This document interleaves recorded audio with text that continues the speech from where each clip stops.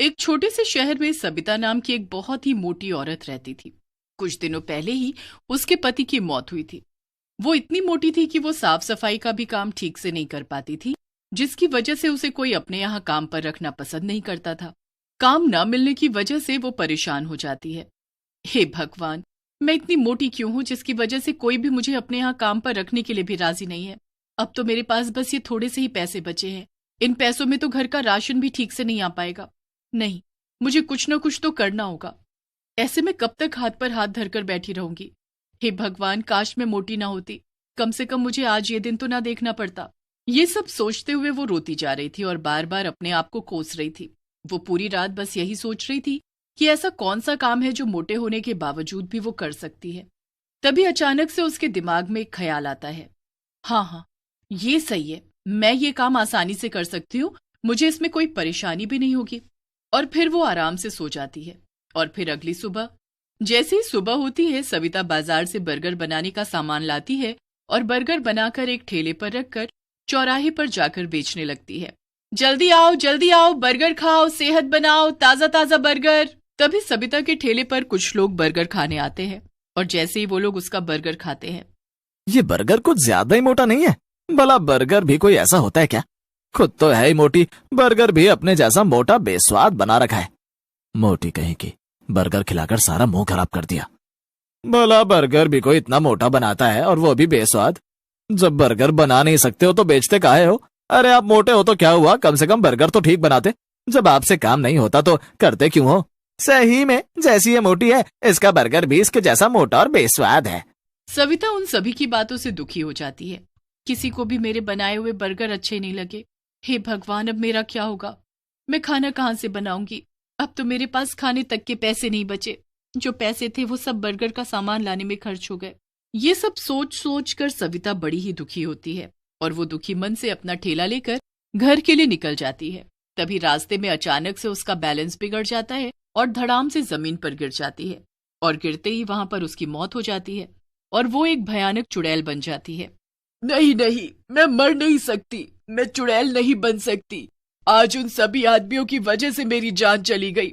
अगर वो मुझे मोटा न कहते तो मैं नहीं मरती, और अगर उन्हें मेरा बर्गर पसंद नहीं तो मेरा मजाक तो न उड़ाते। उन सभी ने मुझे मोटा कहकर मेरा मजाक उड़ाया। जिन लोगों ने मुझे मोटा कहा, अब मैं उन आदमियों को नहीं छोड़ूंगी।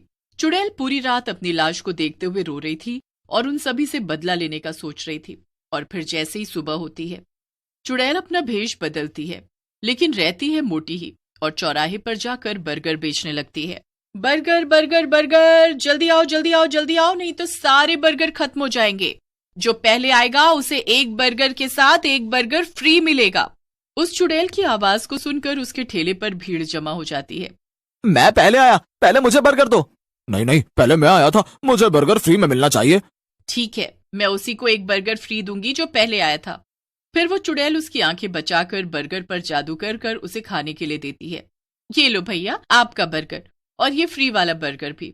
और फिर बर्गर खाते ही वो आदमी उस चुड़ैल से कहता है, सही में बर्गर खाकर तो मजा ही आ गया।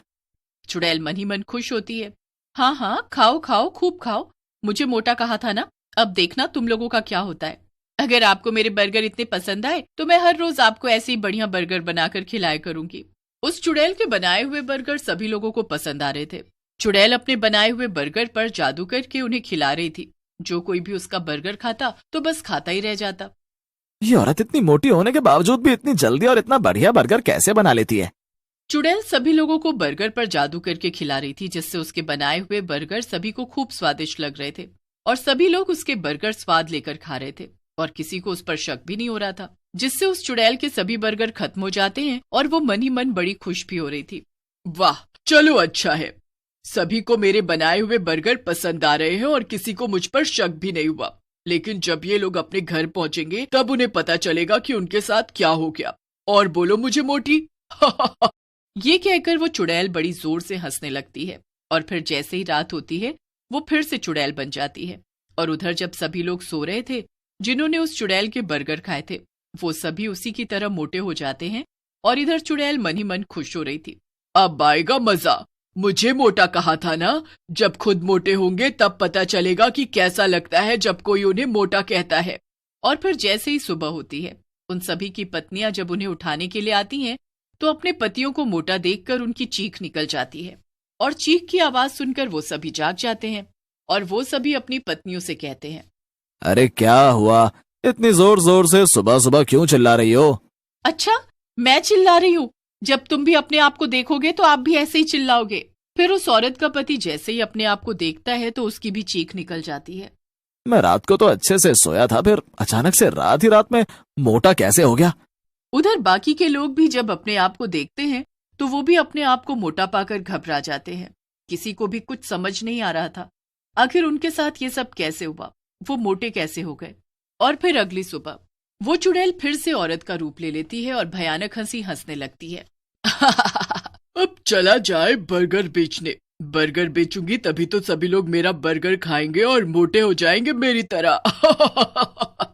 फिर वो और ज्यादा जोर से हंसने लगती है और बर्गर बेचने के लिए निकल जाती है और चौराहे पर जाकर अपना ठेला खड़ा करके बर्गर बेचने लगती है।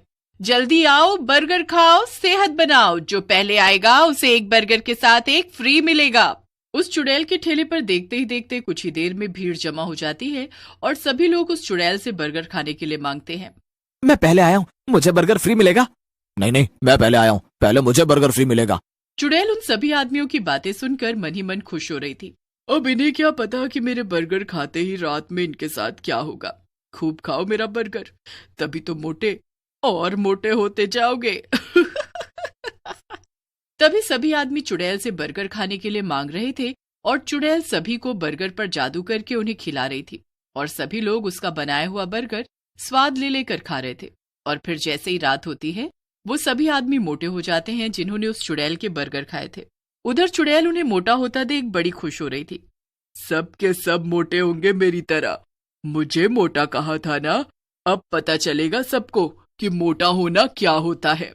और फिर जैसे ही सुबह होती है वो सभी आदमी जब अपने आप को मोटा पाते हैं तो बुरी तरह घबरा जाते हैं और फिर वो सभी एक जगह इकट्ठे होकर आपस में बातें करने लगते हैं।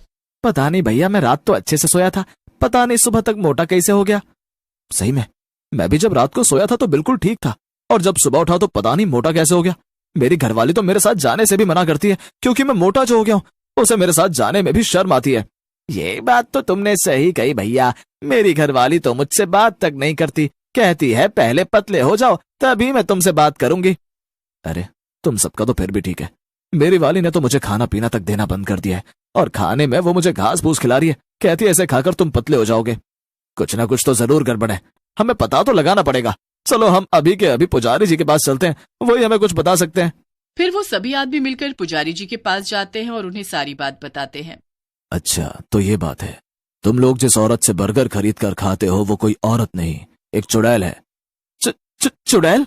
हाँ चुड़ैल, और वो तुम सभी से अपना बदला ले रही है। पुजारी जी अब आप भी हमारी मदद कर सकते हैं और उस चुड़ैल से बचा सकते हैं। ठीक है, ये लो भभूत और इसे ले जाकर बर्गर में मिलाकर उसे खिला देना। पर हम उसे खिलाएंगे कैसे? ये मेरा काम नहीं है, मैंने अपना काम कर दिया है, अब तुम लोग अपना काम करो। फिर वो सभी आदमी उस चुड़ैल के पास जाते हैं और उससे बर्गर खाने के लिए मांगते हैं और जैसे ही चुड़ैल उन्हें बर्गर खाने के लिए देती है वो आदमी जल्दी से उसके ऊपर भभूत छिड़क देता है जिससे उसका शरीर जलने लगता है और वो अपने असली चुड़ैल रूप में आ जाती है।